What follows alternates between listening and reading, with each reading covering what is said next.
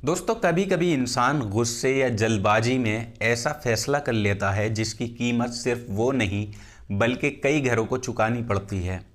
एक छोटी सी सोच, एक गलत कदम और पूरी जिंदगी बर्बाद। आज की कहानी भी कुछ ऐसी ही है। मामला है उत्तर प्रदेश के बलरामपुर और गोंडा इलाके से जुड़ा हुआ, जहां एक पति की मौत ने चेहरे से नकाब हटा दिए। नमस्कार, आदाब, मैं अमन और आप देख रहे हैं क्राइम की कहानी। ये कहानी है गोंडा जिला के गरगूरपुर थाना क्षेत्र के गांव देवराना के रहने वाले हरिंदर वर्मा की। उम्र करीब 25 साल, साधारण परिवार, घर में माता पिता, 2 छोटी बहनें और पत्नी उमा। पिता लुधियाना में नौकरी करते थे और हरिंदर गांव में खेती संभालता था। हरिंदर की शादी 4 साल पहले बलरामपुर ज़िले के जुगली कला गांव की रहने वाली उमा नाम की लड़की से हुई थी। उमा अपने माँ बाप की इकलौती बेटी थी। लाड प्यार में वो पली बड़ी थी। शादी के बाद वो अपने ससुराल देवराना आ गई और ऊपर से सब कुछ सामान्य दिखता था, लेकिन अंदर ही अंदर कुछ और चल रहा था जिसकी भनक किसी को भी कानो कान नहीं थी। 30 अप्रैल 2025 को उमा के छोटे भाई की शादी तय थी। शादी की तैयारी के लिए उमा करीब 2 महीने पहले होली के वक्त ही अपने मैके चली जाती है। 30 अप्रैल को हरिंदर अपने चाचा वर्मा के साथ ससुराल पहुंचता है। शादी धूमधाम से होती है। अगले दिन चाचा वापस अपने गांव लौट आते हैं, लेकिन हरिंदर ससुराल में रुक जाता है। उसकी सोच थी कि इस बार उमा को वो साथ में लेकर वापस आएगा। अब 2 मई 2025 की रात करीब 9 बजे का समय था। घर में सबने खाना खा लिया था। माहौल जो था नॉर्मल था। हरिंदर ने कहा कि वो थोड़ा टहल कर आता है बाहर, और गांव में टहलना आम बात थी, इसलिए किसी ने ध्यान नहीं दिया। लेकिन 1 घंटा, 2 घंटा, फिर 3 घंटे बीत जाते हैं, लेकिन हरिंदर वापस लौट कर नहीं आ पाता है। अब घर वालों को चिंता होने लगती है। ससुराल वाले उसे ढूंढने निकलते हैं। गांव के रास्तों, गलियों, चौपाल, खेत, हर जगह उसे देखते हैं। फिर जब वो गांव के स्कूल के पास पहुंचते हैं तो वहां जो नज़ारा था, सबके पैरों तले ज़मीन खिसक गई। स्कूल के बगल में हरिंदर की लाश पड़ी थी। गले पर तेज धार हथियार से वार किया गया था। खून जमीन पर बिखरा हुआ था। ये साफ था कि हत्या बेरहमी से की गई थी। चीख पुकार वहां पर मच जाती है। गांव के लोग जमा हो जाते हैं। फौरन ही पुलिस को भी इत्तला दी जाती है। पुलिस मौके पर पहुंचती है और बॉडी को कब्जे में लेती है और पोस्टमार्टम के लिए भिजवा दिया जाता है। अब सवाल ये था, किसने और क्यों ऐसा किया था। पुलिस ने सबसे पहले परिवार वालों से पूछताछ शुरू की। जब उमा से सवाल किए गए तो वो ज़ोर ज़ोर से चिल्लाने लगती है, रोने लगती है। उसकी हालत देखकर वहाँ मौजूद लोगों की आंखें भी भर आती हैं। वो बताती है कि उसे कुछ नहीं पता, उसके पति की किसी से दुश्मनी भी नहीं थी। उमा की तहरीर पर अज्ञात लोगों के खिलाफ हत्या का मामला दर्ज कर लिया जाता है, लेकिन मामला कुछ और ही था। पुलिस को मामला सीधा नहीं लग रहा था। हरिंदर की कोई पुरानी रंजिश सामने नहीं आ रही थी और वो सीधा साधा लड़का था। खेती किया करता था। गांव में सबसे उसका ठीक ठाक चाल चलन था। तब पुलिस ने उसका मोबाइल फ़ोन खंगालना शुरू किया और कॉल डिटेल निकाली गई। 2 मई की रात 9 बजे घर से निकलने के बाद आखिरी कॉल किसे किया गया था। रिकॉर्ड में एक नंबर बार बार सामने आता है और उसी रात टहलने निकलने से थोड़ी देर बाद उस नंबर से बात हुई थी और जांच में ये पता चलता है कि वो नंबर मुकेश कुमार के नाम पर रजिस्टर्ड है। उम्र करीब 22 साल थी और सबसे बड़ी बात, वो उमा के ही गांव का रहने वाला था। अब पुलिस की नज़र मुकेश पर टिक जाती है।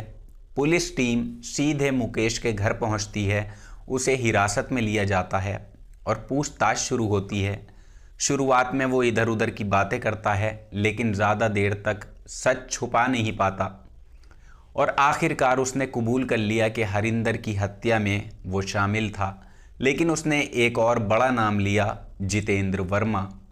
मुकेश ने बताया कि असली वार जितेंद्र ने किया था और वो भी उसी गांव का रहने वाला था।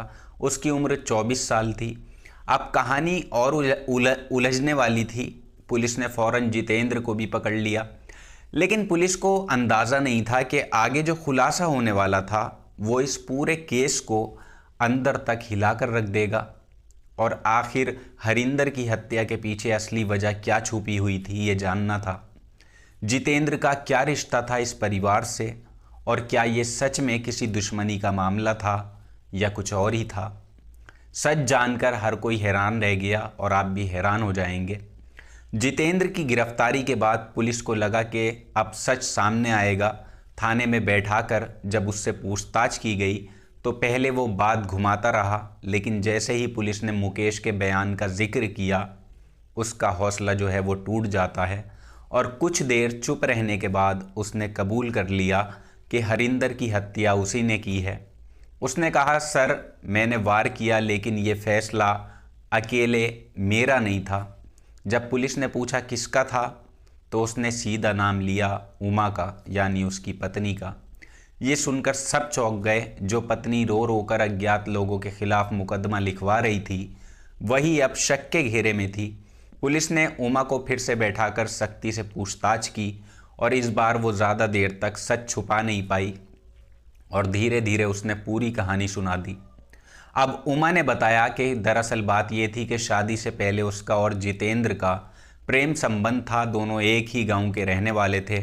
परिवार को ये रिश्ता मंजूर नहीं था, इसलिए जल्दबाजी में उसकी शादी हरिंदर से करवा दी गई और शादी के बाद भी उसने जितेंद्र से बात करना बंद नहीं किया।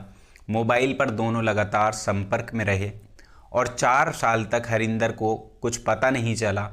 और जब 30 अप्रैल 2025 को उसके भाई की शादी तय हुई तो वो होली के समय ही मैके आ गई।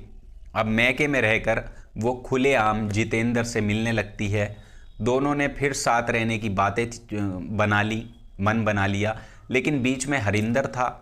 2 मई को दिन में हरिंदर और उमा के बीच झगड़ा होता है और गुस्से में उमा ने जितेंद्र को फ़ोन किया और कहा आज ही काम ख़त्म करना होगा।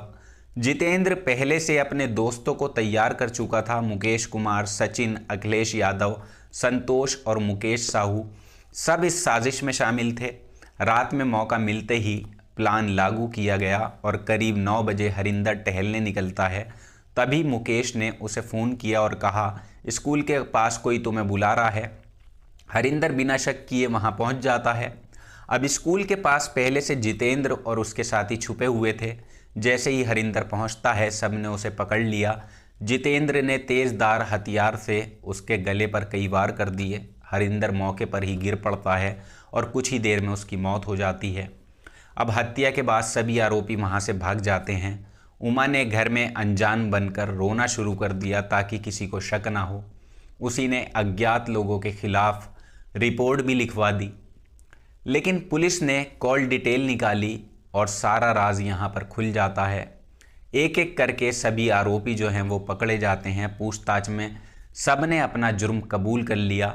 हत्या में इस्तेमाल हथियार भी बरामद कर लिया जाता है, पुलिस जो है बरामद कर लेती है। फिलहाल उमा, जितेंद्र और उसके साथी जेल भेजे जा चुके हैं। मामला अदालत में चल रहा है। एक गलत रिश्ता, एक पल का गुस्सा और एक खतरनाक फैसला, और नतीजा ये हुआ कि एक बेगुनाह की जान चली गई और 6 लोग सलाखों के पीछे छुपे हुए हैं। 2 परिवार उजड़ गए।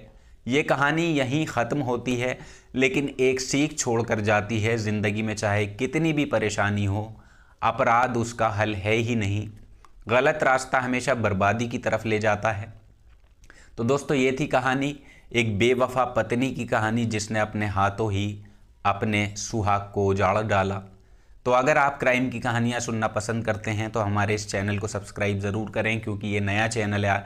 आपके सपोर्ट की पूरी ज़रूरत रहेगी। और आप कहाँ से कहानी सुनते हैं, अपना नाम और अपने शहर का नाम भी नीचे ज़रूर लिखें। तो जल्दी ही मुलाकात होगी आपसे किसी नई सच्ची कहानी में। तब तक आप अपना ख्याल रखिएगा, अपनों का ख्याल रखिएगा। जय हिंद।